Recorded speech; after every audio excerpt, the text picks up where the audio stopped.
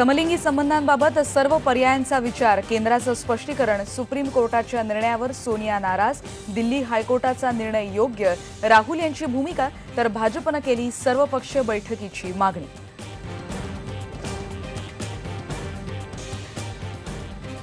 चंद्रपूरमध्ये कोळसा व्यापाऱ्यांना नियमबाह्य भूखंड मंजूर केल्यानं नारायण राणे अडचणीत, नागपूर खंडपीठानं बजावली कारणे दाखवा नोटीस.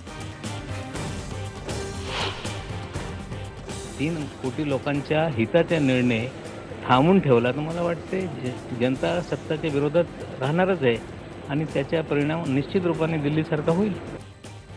मुख्यमंत्र्यांनी नोकरशहांच्या नादी लागून कारभार करू नये, महाराष्ट्राची दिल्ली होईल, राष्ट्रवादीचे प्रवक्ते नवाब मलिक यांचा हल्लाबोल.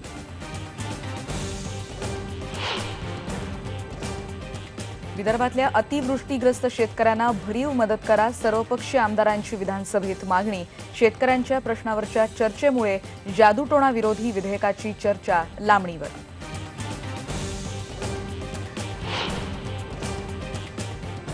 लोकपालबाबत सरकारनं धोका दिला, अण्णांनी पंतप्रधान आणि सोनियांना लिहिलं पत्र.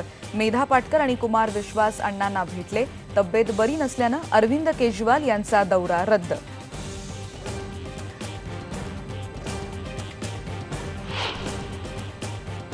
पक्षाने जर आदेश दिला तर नाशिक लोकसभा मतदारसंघ मी नक्की लढवणार. पक्षानं आदेश दिला तर नाशिकमधून भुजबळांविरोधात लोकसभा निवडणूक लढवणार, आम आदमी पार्टीत नव्यानंच गेलेल्या विजय पांढरेंची घोषणा.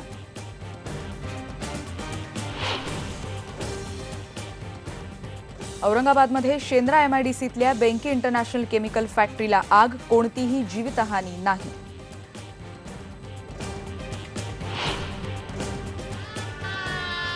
आणि 61व्या सवाई गंधर्व भीमसेन महोत्सवाचं पुण्यात उद्घाटन. मधुकर धुमाळ यांच्या पारंपरिक सनई वादनानं रसिक झाले मंत्रमुग्ध.